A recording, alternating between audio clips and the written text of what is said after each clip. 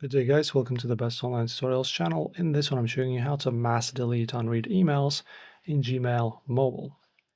So tap into your Gmail Mobile search bar layout right over here with your finger on the very top.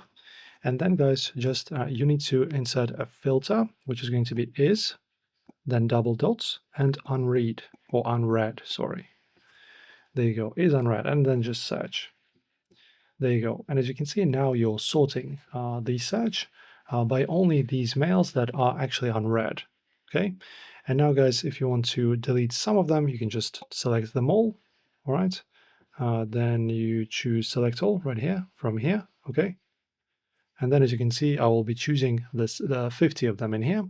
And then you can just, go ahead and press on the trash bin and delete them all. And then it will instantly update, masking out your red mail and displaying exclusive. And because the mobile framework caps your instant page selection to 50 elements at once, you can just simply scroll down a few inches, hit select all again, and watch those junk alerts melt away on autopilot. That is it. This is how it's done. Pretty simple, guys. Enjoy as always. Like and subscribe.